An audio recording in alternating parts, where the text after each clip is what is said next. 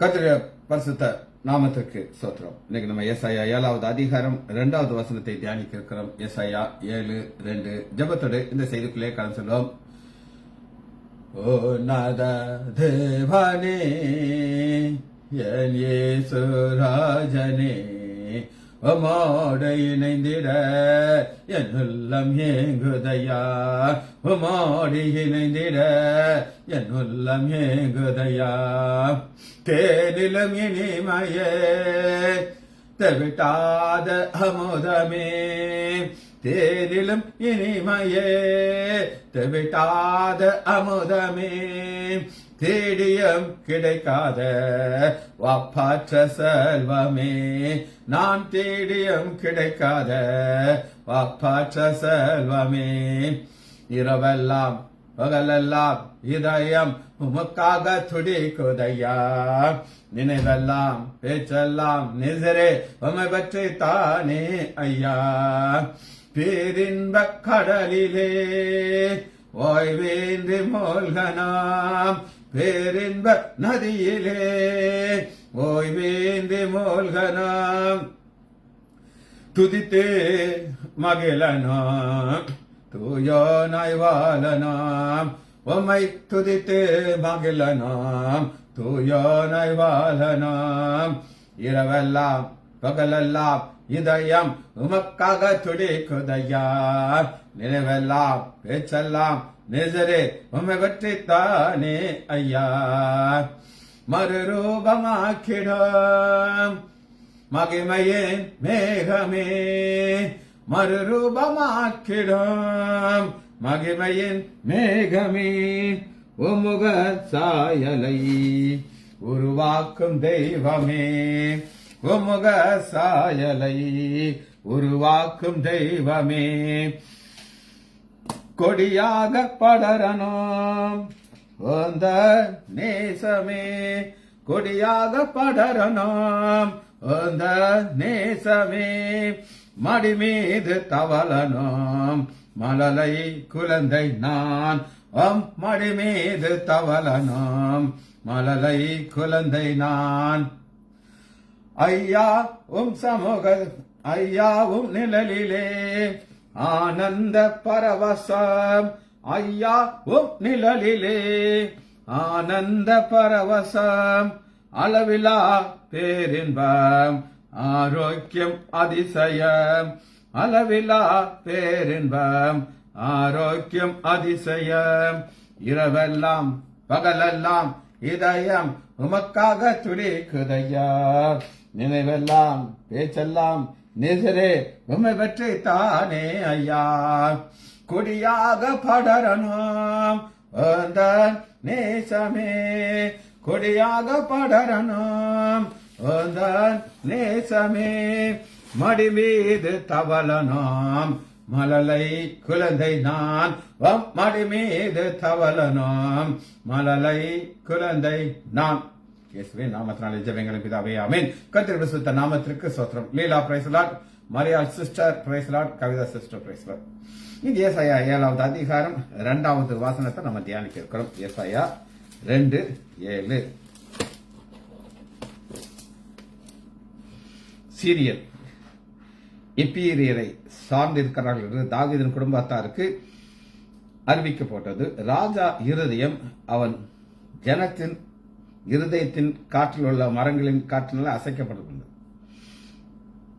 இப்ப 7வது அதிகாரம் முதல் வசனம், எருசலேமில் யுத்தம் பண்ணினார்கள். யுத்தம் இன்னைக்கு நம்ம பார்க்க போறது யுத்தத்திற்கு ஒரு வார்த்தை என்ன அப்படின்னு நம்ம பார்க்க போறோம். இங்கிலீஷ்ல வார், இங்கிலீஷ்ல வார் எழுதிக்கிறீங்களா?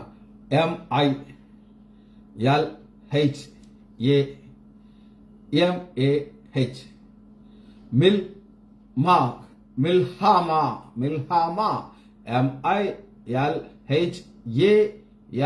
MILHAMAH மில்ஹாமா. இதுல இருந்து வந்த வார்த்தை மிலிட்ரி. இது ஒரு கிரேக்க வார்த்தை மில்ஹாமா, ரைட். யுத்தம். ஃபர்ஸ்ட் இதற்கு தேவை என்னன்னா 2 வல்லமைகள் தேவை. 2 வல்லமைகள். முதலாக வேதத்துல எங்க அந்த யுத்தம் ஆரம்பிச்சது அப்படின்னு கேட்டீங்கன்னா வாசிப்போமா, யாத்ராகமத்துக்கு வாங்க.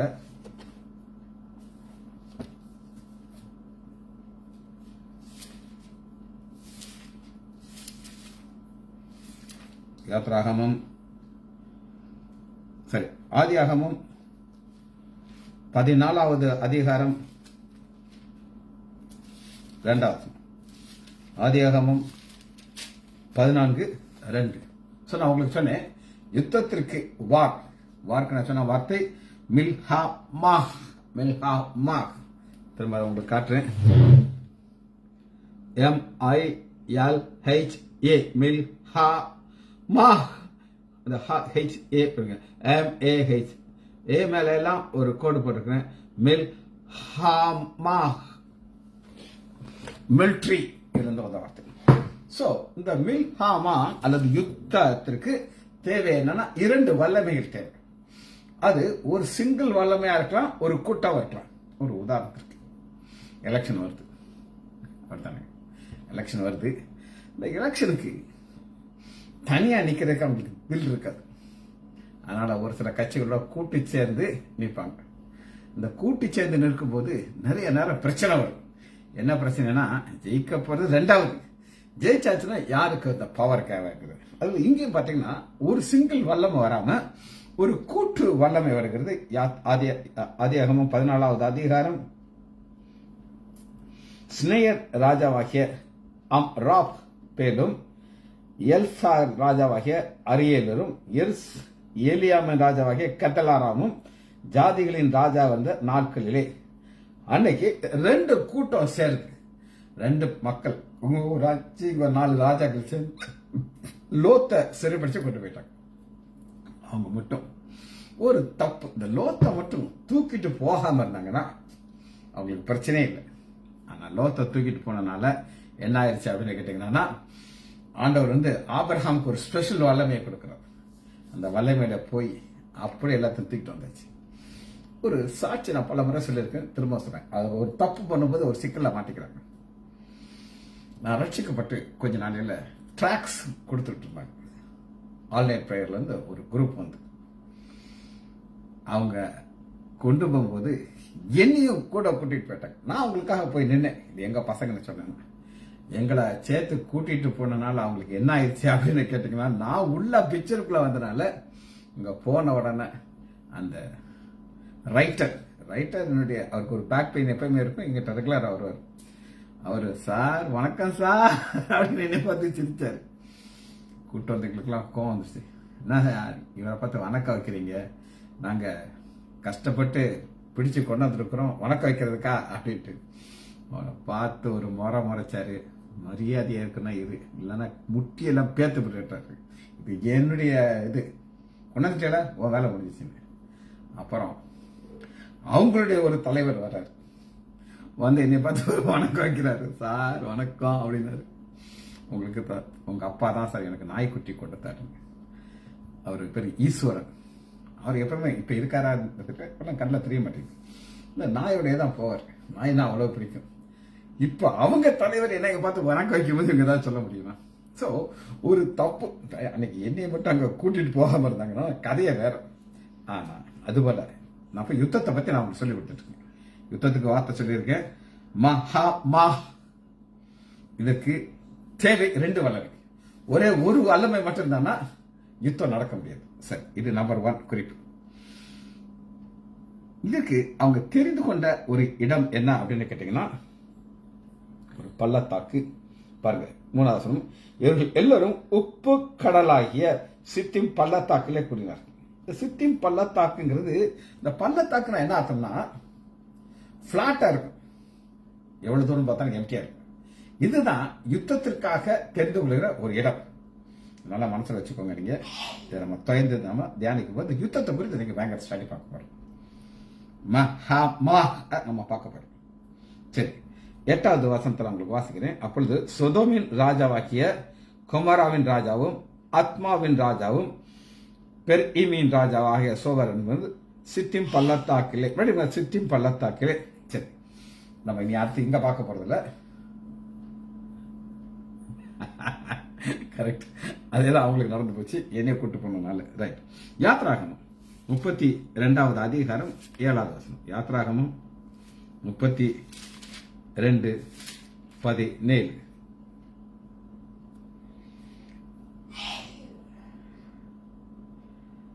இப்ப 32:17.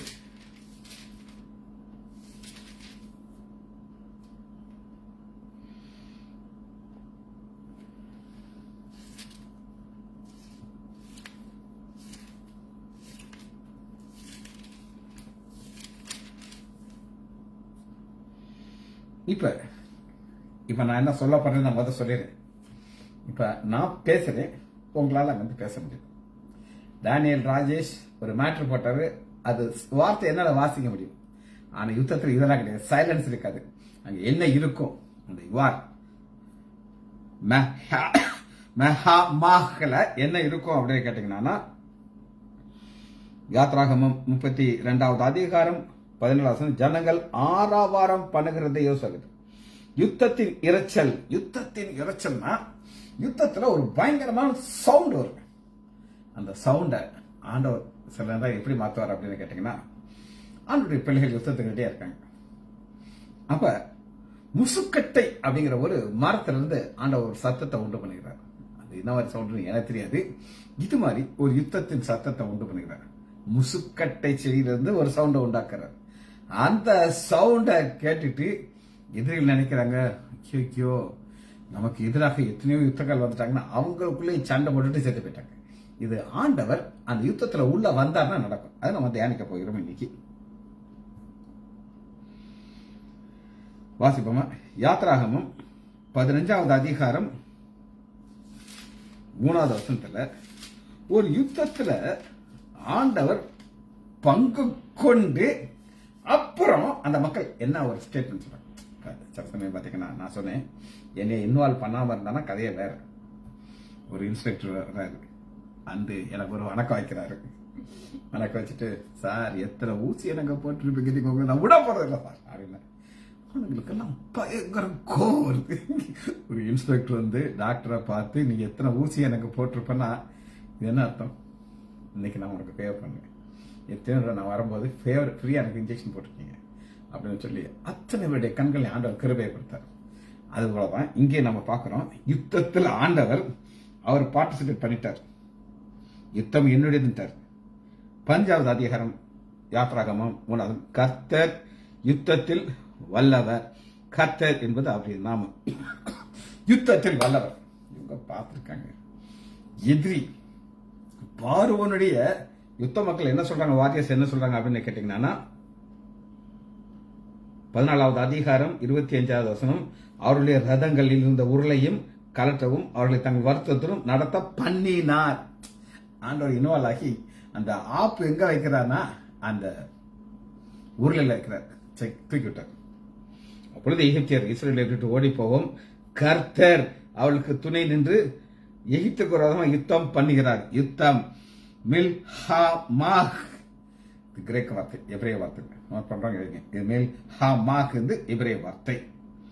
சரி, இன்னொரு யுத்தத்தை நான் உங்களுக்கு காட்டுறேன். இது இன்னும் ரொம்ப இன்ட்ரெஸ்டிங்கான ஒரு யுத்தம். எடுத்துக்கொள்ளுமா? யாத்ரா நியாயாதிபதிகள் 4வது அதிகாரம்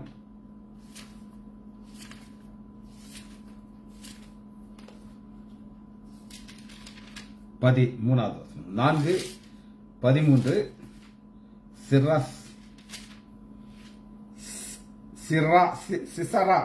சிசரா இவன்ட்ட என்ன ஸ்பெஷாலிட்டி அப்படின்னு கேட்டீங்கன்னா, இன்னைக்கு நம்ம பாத்தீங்கன்னா வார் பிளேன் இருக்கும், அதுல லேட்டஸ்ட் பிளேன் என்னென்னமோ வச்சிருப்பாங்க.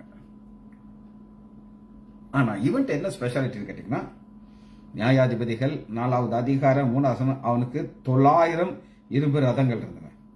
அவன் இஸ்ரேல் புத்திரரை 20 வருஷமாக கொடுமை கொடுத்தான்.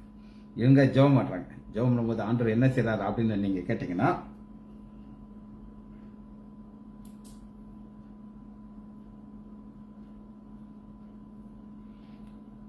எங்க கொண்டு வர்றாரு அப்படின்னு கேட்டீங்கன்னா,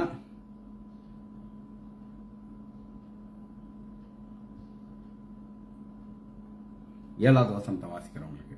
நியாயாதிபதிகள் 4:7. நான் யாபீனின் சேனாதிபதியாகிய செரசாவையும் அவன் ரதங்களையும் அவன் சேனைகளையும் கீசோன் பள்ளத்தாக்கிலே உன்னிடத்திலே வார இழுத்து அவனை உன் கையில் வார இழுத்து என்ன சொல்ற. இப்ப இவங்கெல்லாம் ஒரு மலையில ஏறி ஒரு இடத்த வந்து நிக்கிறாங்க. அந்த இடத்துக்கு வர்றதுக்கு அந்த கீசோன் பள்ளத்தாக்கு வழியா தான் அவங்க வரணும். இந்த பள்ளத்தாக்குல இரும்பு ரதத்துல வர்றாங்க. அது ஃபுல்லா ஆண்டவர் சகதியாக்கி வச்சுட்டாரு. முதவே இவங்க வராங்க. அவர் தெரியும் இந்த மாதிரி நடக்கும். நல்லா எவ்வளவு கூட ஒரு புதை குழி மாதிரி அந்த சகதியாக்கி வச்சுட்டாரு. வர இழுத்து ஆனா நான் அவனை இழுத்து இதான் வரல, அவர் உள்ள வந்துட்டாருன்னு அர்த்தம்.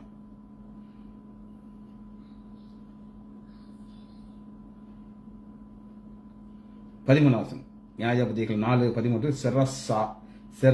சிசரா 920 ஆகிய தன்னுடைய எல்லா ரதங்களையும் தன்னோடு இருக்கிற எல்லா ஜனங்களையும் புறஜாதியர் பட்டணமாகிய கீசோன் பள்ளத்தாக்கரை வரவழைத்தான். அப்பொழுது தெபரால் பாராக்கு பார்த்து எழுந்தப்போ, கர்த்தர் சிசராவை உன் கையிலே ஒப்புக் கொடுக்கும் நாள் இதுவே. இப்படி பற்றி எல்லாம் இறங்குறாங்க. இப்ப மலையிலிருந்து தெரிஞ்சாங்க பாராங்க. சிரசாவையும் அவன் எல்லா ரதங்களையும் சேனையத்தையும் பராக்கணும்னு பட்டையினா சகதியில் மாட்டிடுச்சு. முன்னாடி போற ரதம் மாட்டிடுச்சுன்னா பின்னாடி நேற்று இந்த தங்கம் மயில் உங்களுக்கு தெரியும். அதுக்கு முன்னாடி அங்க ஒரு பிரிட்ஜ் நடந்துட்டு இருக்கு வேலை. பார்த்தா டிராபிக் பேக்டா இருக்கு. பெரிய பெரிய கப்பல் போல போகலாம் நிக்குது. நான் எங்களை மாதிரி ஆகுது 2 வீலர் வச்சிருக்கோம் பாத்தீங்களா, நாங்க அப்படியே ஸ்வாங்க அந்த கேப்ல சைக்கிள் கேப்ல ஸ்கூட்டர் அப்படியே எழுதிட்டு போயிட்டு நேரம் ஆத்துக்கு போயிட்டு பாருங்க. ஒண்ணு மாட்டிக்கிடுச்சுன்னா பின்னாடி இருந்து வர முடியாது. இது சகதி கிடையாது. ஆனா இதனால இந்த சர்சா என்ன செய்யறாருன்னா கால்நடையாக இறங்கி ஓடுறான். ஆண்டவருக்கு ஒரு அம்மா வச்சிருக்காரு, நெத்தியில் அடிச்சு சொல்லி முடிச்சிட்டாரு. இது அடுத்து தேவனுடைய வல்லமை விளங்குற ஒரு இடத்தை காட்டுறேன். அதுல என்ன நடக்குது அப்படின்னு 1 சாமுவேல் 7வது அதிகாரம். இது ஒரு யுத்தம் தாங்க, மில்ஹாமா யுத்தம். 1 சாமுவேல் 7வது அதிகாரம் 8வது வசனத்துல அவங்க சாமுவேல்கிட்ட சொல்லிட்டு இருக்கேன், கர்த்தர் எங்களை பெலிஸ்தர் கைக்கு நீங்க. 9வது வசனம் ஆண்டவருக்கு ஒரு பலியை செலுத்துகிறார். ஆண்டவர் மறுமொழி கொடுக்கிறார். 9வது வசனம் 7:9. 10வது வசனம் சாமுவேல் சர்வாங்க தகன பலியை செலுத்துகையிலே பெலிஸ்தியர் முழங்குவது, கர்த்தர் மகா பெரிய இடி முழக்கங்களையும் பெலிஸ்தியர்கள் மகா இடி முழக்கம் வந்த உடனே இடிச்சா எல்லாம் செதறி அடிச்சு ஓடியே போயிட்டாங்க. இது ஆண்டவர் இன்டர்ஃபியர் பண்ணி சேரணும். ரைட். யோசுவா 6வது அதிகாரம் 5வது வசனத்துல எரிகோ பட்டணம் இருக்குது, மூடி வச்சிருக்காங்க. இனி நீ மூடவே முடியாதபடி ஆண்டவர் அந்த மதில துதியின் மூலமாக கீழே தள்ளிவிடுகிறார். என்னாகமம் 10வது அதிகாரம் 9வது வசனம். என்னாகமம் 10:9.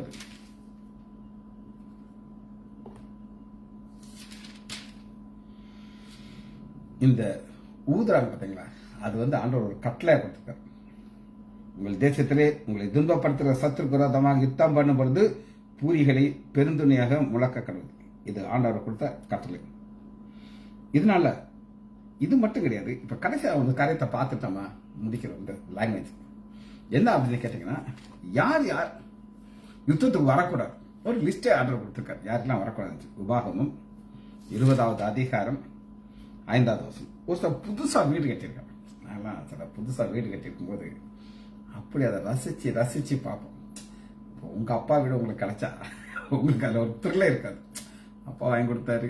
ஆனா நீங்க கஷ்டப்பட்ட ஒரு வீடு கட்டிருக்கீங்க. அது மாதிரிதான் புது வீடு கட்டியிருக்கிறவன் அவன் திரும்பி போயிடணும். திராட்சை தோட்டத்தை நாட்டி இன்னும் அந்த ஃப்ரூட்டை அனுபவிக்கல.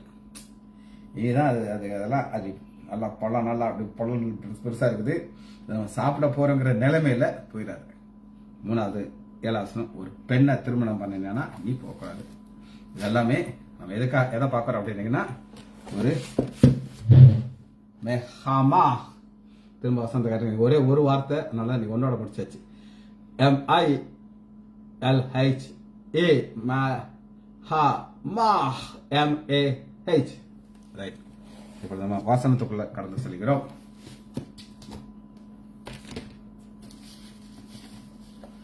ஒரு பள்ளத்தாக்க நான் உங்களுக்கு காமிச்சேன். இப்ப நம்ம திரும்ப எங்க இருந்து இந்த கதையை ஆரம்பிக்க போறோம் அப்படின்னா பள்ளத்தாக்குல இருந்து ஆரம்பிக்கிறோம். பள்ளத்தாக்கு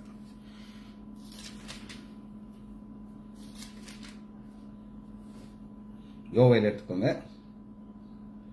3வது அதிகாரம் 2வது வசனம். இது என்ன அப்படின்னு கேட்டீங்கன்னா 1000 வருட அரசாட்சியில ஒரு கடைசியாக வருகிற அர்மகதம் யுத்தம். இந்த யுத்தத்தையும் ஆண்டவர் எங்க தான் வைக்கிறார் அப்படின்னு கேட்டீங்கன்னா பள்ளத்தாக்குல தான் வைக்கிறார். யாத்ராகமம் யோவேல் 3வது அதிகாரம். நான் சகல ஜாதியரின் குட்டி யோசாபாத்தின் பள்ளத்தாக்கிலே அவர்களை இறங்கி வர பண்ணி 12வது வசனம். ஜாதிகள் எழுப்பி யோசாபாத் பள்ளத்தாக்கில் வருவார்கள். 11வது வசனம். சகல ஜாதிகளே நீங்கள் வந்து அங்க வந்து நிக்கணும். பலவீனனும் நான் பலவீனம் சொல்லக்கூடாது. இதை ஏசாயா ஒரு வித்தியாசமா சொல்லி தருங்க. அதை நான் காட்டுறேன். ஏசாயா 22வது அதிகாரம் 5வது வசனம்.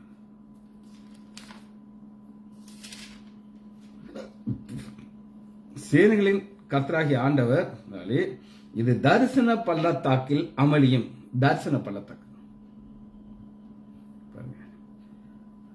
பள்ளத்தாக்க தரிசனம். ஆண்டவர் வர்றாரு யுத்தத்துக்கு. அதனால அது தரிசனம். ஆண்டவர் பார்க்க போறாங்க யுத்தத்துல. எப்படி பார்க்க போறாங்க அப்படின்னு கேட்டீங்கன்னா யோவேல் 3வது அதிகாரம் 11. நியாய தீர்ப்பின் பள்ளத்தாக்கில். எல்லாமே பள்ளத்தாக்கு தான். அங்கிருந்து தான் ஆரம்பிக்குது. ஆண்டவர் பாருங்க யுத்தத்துல அவரே பங்கு கொள்ள வருகிறார். 15வது வசனம். சூரியனும் சந்திரனும் இருண்டு போகும், நட்சத்திரம் ஒளியும். கர்த்தர் சீயோனிலிருந்து கர்ஜித்து எருசலேமில் இருந்து சத்தமிடுவார். வானம் பூமியும் அதிரும். ஆனாலும் கர்த்தர் தம்முடைய ஜனத்திற்கு அடைக்கலமும் இஸ்ரவேலுக்கு அரணான கோட்டை அமைப்பார். இது பள்ளத்தாக்கு. ஆண்டவர் டைரக்டா செய்றாரு, பங்கு கொள்ள வருகிறார். இப்ப இந்த வசனத்தை தான் இப்ப உங்களுக்கு வாசிக்க போயிருக்கேன். 7வது அதிகாரம் 2வது வசனம். சீரியர் எப்பிராமை சார்ந்திருக்கிறார் என்று தாவீதின் குடும்பத்தாருக்கு அறிவிக்கிறது. தாவீதின் குடும்பத்தார இங்கிலீஷ் பைபிள் எப்படி போட்டிருக்கா ஹவுஸ். இது எப்படி முடிய போகுது அப்படின்னு கேட்டீங்கன்னா இது எங்க இருந்து இது ஆரம்பிக்குது அப்படின்னு கேட்டீங்கன்னா நான் உங்களுக்கு சொல்லியிருக்கேன். ஒரு கீ வார்த்தையை நீங்க மறக்கவே கூடாது. நம்ம பார்க்குற ஸ்டடியில் இங்க 6வது அதிகாரம் 13வது வசனத்துல ஒரு யுத்தம் வரும். அந்த யுத்தத்துல அழிவு வரும். அழிவு வரும்போது ஒரு கூட்டத்தார ஆண்டவர் பாதுகாப்பார். எப்படி பாதுகாப்பார் அப்படின்னு கேட்டீங்கன்னா ஆகிலும் எசையா 6வது அதிகாரம் 10. ஆகிலும் அதன் இன்னும் 10ல் ஒரு பங்கும் அது நிர்மூலமாகும். அதன் கருவல் அதனுடைய அடிமரம் பரிசுத்த வித்தார். பரிசுத்த வித்துங்கிறது அடிமரத்திலிருந்து வருவதற்கு ஆண்டவர் 9 அடிக்கிறாரு, 1 மட்டும் பாதுகாக்கிறார். இதுதான் ஆண்டவர். இது யாருக்கு செய்வார்னா தாவீதின் குடும்பத்தாருக்கு ஸ்பெசிபிக்கா இருக்கும். எசையா 37வது அதிகாரம் 35வது வசனம். 37 இங்கேயும் ஒரு யுத்தம் தான் நடக்குது. ஒரு பெரிய யுத்தம் வருது. ஆனா ஆண்டவர் ஒரு வாக்கு கொடுக்கிறாரு. ஒரு அம்பு கூட உன் மேல வராது, கொத்தல வராதுன்னு சொல்லிட்டு அது எதற்காக பாருங்க. 33வது வசனம். ஏசாயா 37, 33. ஆகையால் கர்த்தர் ஆசிரியன் ராஜாவை கொடுத்து அவன் என் நகரத்துக்குள் பிரவேசிப்பதில்லை, அனுபவிப்பதில்லை, கேட்டத்தில் வருவதை கொத்தலும் போறது. அவன் இந்த நகரத்துக்குள் பிரவேசியாமல் வந்த வழியிலே திரும்பி போவான். எதனால இதை நான் செய்யப்பேன்? அதான் முக்கியமான செய்யறதுக்கு ஒரு காரணம் இருக்குமா? எல்லாத்தையும் செய்வாரா? எல்லாத்தையும் செய்வார். எதுக்காக செய்கிறார் அப்படின்னு கேட்டீங்கன்னா 30 என் நிமித்தமும் நம்பர் 1 என் தாசனாகிய தாவீது நிமித்தமும் நான் இந்த நகரத்தை ரட்சிக்கும்படி இதற்கு ஆதரவாயிருப்பேன். ஆண்டவருக்கு ஒருத்தரை பிடிச்சு போச்சுன்னா ரொம்ப பிடிக்கும் அவருக்கு. நான் பார்த்தவர ஏசாவை பிடிக்கவே பிடிக்காது. யாக்கோப ரொம்ப பிடிக்கும். யாக்கோப எத்தனை? அவன் எத்தனை? ஆனா எனக்கு அவன் வைராக்கியமா இருப்பான். எனக்காக நிற்பான். வைராக்கியமா நிற்பான். இது ஆண்டவருக்கு தெரியும். ஒரு ஒரு போராடினாலும் சரி நான் விடமாட்டேன் ஐயா, இல்லை நீ ஆசிரியத்தாலே நான் விடமாட்டேன். அது யாக்கோபு. ஏசு அப்படி கிடையாது. அம்மா அப்பாவுக்கு பிடிக்காத காரியங்கள் எல்லாம் செய்வார். சரி, இதுல தான் ஆண்டவர் சொல்றாரு ஏன் நிமித்தம்ங்கிறது. இதுக்கு காரணம் என்ன அப்படின்னு கேட்டீங்கன்னா 2 சாமுவேல்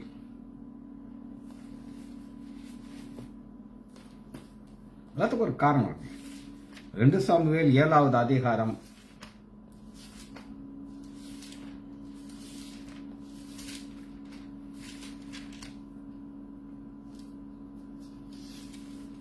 2 சாமுவேல் 7வது அதிகாரம் 16வது 7:16 உன் வீடும் உன் ராஜ்யம் என்றென்றைக்கும் எனக்கு முன்பாக ஸ்திரப்பட்டிருக்கும் நடந்து ஸ்ட்ராங்கா இருக்கும், அசைவே அசையாது.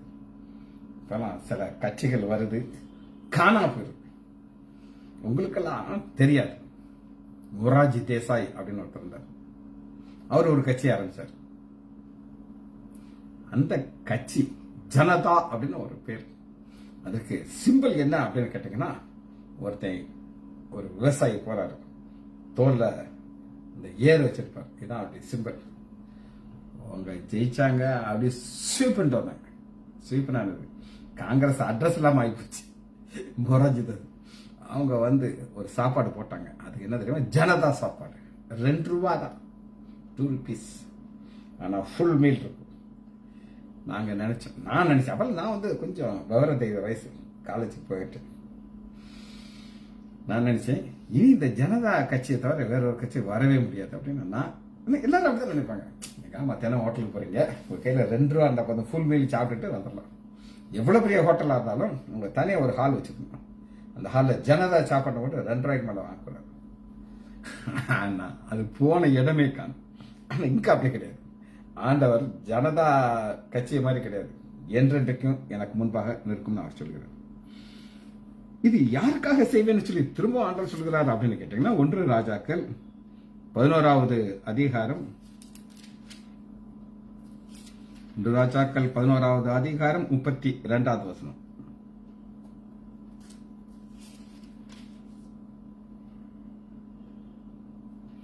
ஆனாலும் என் தாசனாகிய தாவீதுக்காகவும் நான் இஸ்ரேல் கோத்திரங்களை எல்லாம் தெரிந்து கொண்ட எருசலேம் நகரத்திற்கும் ஒரு கோத்திரம். இதுதான் ஆண்டவர் ஒரு போர்ஷன். அதான் ஒரு ஃபுல் அதுல ஒரு போர்ஷன் மட்டும் வச்சிருக்க. ரைட்.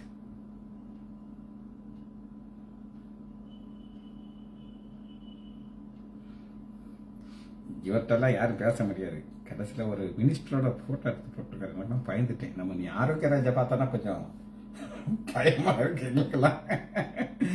தென்னரசுன்னு நினைக்கிறேன். அவரோட ஒரு போட்டோ எடுத்திருக்காரு.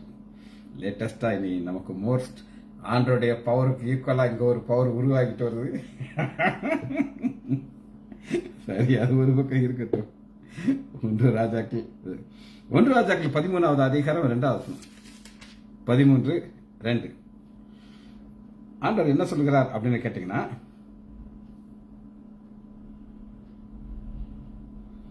யோகியாக்கிம் என்ன செய்வான் அப்படின்னு கேட்டீங்கன்னா, ஒரு காரியத்தை செய்வான், அது அவன் பிறக்கிற கூட செய்துறான். இது இருக்காது நான் சொல்றேன் அப்படின்னு கேட்டீங்கன்னா, இன்னைக்கு நம்ம இருக்கிறோம், நம்ம பிறக்கிற கூட ஆண்டவனை ஃபிக்ஸ் பண்ணிட்டாங்க. ஆனா நமக்கு அந்த ஒரு உணர்வு இருக்கணும், நம்முடைய ஆண்டவர் நம்மளோட கூட இருக்கிறாருன்னு சொல்லி. சரி, இந்த தாவீது, அதாவது தாவீதுடைய குடும்பத்தை தான் அவங்களுக்கு காமிச்சிட்டு இருக்கணும். தாவீதின் குடும்பத்தை ஆண்டவர் எப்படி பார்க்கிறார் அப்படின்னு கேட்டீங்கன்னா, எரேமியா 23வது அதிகாரம் 5வது வசனம். எரேமியா 23:5. இதோ நாட்கள் வரும் என்று கர்த்தர் சொல்லுகிறார், அப்பொழுது நான் ஒரு நீதியுள்ள கிளையை எழும்ப பண்ணுவேன், அவன் ராஜாவாக இருந்து ஞானமாக ராஜ்யம் பண்ணுவான். அந்நாட்களில் யூதா ரட்சிக்கப்படும். எல்லாமே கிளைங்கிறது நம்முடைய ஆண்டவராகிய இயேசு கிறிஸ்து. அந்த கிளையை நான் எழும்ப பண்ணுவேங்கிறாரு. அது தாவீதுடைய குமாரன்கிற ஒரு வார்த்தையில வரும். ஒரு வசனத்தை திரும்ப வாசிச்சுட்டு நான் இதை முடிக்க போயிடுறேன். 7வது அதிகாரம் 2வது வசனம் நம்ம தியானிச்சுக்கிட்டு இருக்கோம். யுத்தத்தை ஒரு வித்தியாசமான ஒரு ஆங்கிள் காட்டுறாரு. அதை மட்டும் பார்க்க போயிருக்கோம். இந்த நியூஸ் வருது, ராஜாவின் இருதயம் அவன் ஜனத்தின் இருதயம், ராஜாவின் இருதயமும் அவனுடைய ஜனத்தின் இருதயமும் என்ன செய்கிறது அப்படின்னு கேட்டீங்கன்னா, காட்டில் உள்ள மரங்கள் காற்றுனால அசைகிறது போல அசைந்து. இப்ப காற்றில் உள்ள மரங்கள், இப்ப நான் அந்த ஃபேனை ஆஃப் பண்ணியிருக்கேன். ஏன் நான் அந்த ஃபேனை ஆஃப் பண்ணியிருக்கேன் அப்படின்னு கேட்டாங்கன்னா, அது பட்ட பட்ட பட்ட பட்டன்னு பறக்கும். காத்துல இந்த பேப்பர் பறக்கும். காத்துல எதுதான் பறக்கும்? பேப்பர் பறக்கணும். ஆனா காற்றுல இருக்க மரங்கள் அசையாது, இலைகள் அசையும், ஆனா மரம் அசையாது. அந்த அளவுக்கு அவங்க பயப்படுறாங்க. திரும்ப வசனத்தை வாசிக்கிறேன். எசாயா 7வது அதிகாரம் 2வது வசனம். ராஜாவின் இருதயம், அவன் ஜனத்தின் இருதயம் காட்டில் உள்ள மரங்கள் காற்றுனால அசைறது போல் அசைந்தது. அந்த அளவுக்கு அவங்க பயப்படுறாங்க. பயப்படாம இருக்கிறதுக்கு என்ன செய்யணும் அப்படின்னு கேட்டீங்கன்னா, எசாயா 7வது அதிகாரம் 17வது வசனத்தை வாசி நான் முடிக்க போகிறேன். இப்ராஹிம் யூதாவை விட்டு பிரிந்து நாள் முதல் வராத நாட்களை கர்த்தர் உன்மேலும் உன் ஜனத்தின் மேலும் உன் பிதாவின் வம்சமாகிய ஆசேன் ராஜ்யம் வர பண்ணுவார். அந்நாளிலே என்னெல்லாம் நடக்குங்கிறத நம்ம தொடர்ந்து பார்க்க போகிறோம். அதுதான் அவனுடைய வல்லமை. ஜெபிச்சு முடிப்போமா? மகா இரக்கமும் கருவேமுள்ள பிதாவே, துதிக்கிறேன் ஐயா. ஒரு யுத்தத்தை குறித்து நாங்கள் தியானிச்சோம் ஐயா. யுத்தம் அழிவை கொண்டு வரும் 2 வல்லமைகளை நம்ம பார்க்கிறோம் ஐயா. ஆனால் எங்கள் ஆண்டவராகிய தேவாதி தேவன் அந்த யுத்தத்திலே பங்கு கொண்டு எப்படி தன்னை உயர்த்தினார், பிள்ளைகளை காத்தார் என்று காரியத்தை தியானித்தோம் ஐயா. பிள்ளைகள் ஒவ்வொருவரையும் என் ஆண்டவராகிய இயேசு கிறிஸ்துவின் நாமத்தினாலே ஆசீர்வதிக்கிறேன். இயேசுவின் நாமத்தினால் ஜெபங்கள் பிதாவே. ஆமேன், ஆமேன், ஆமேன்.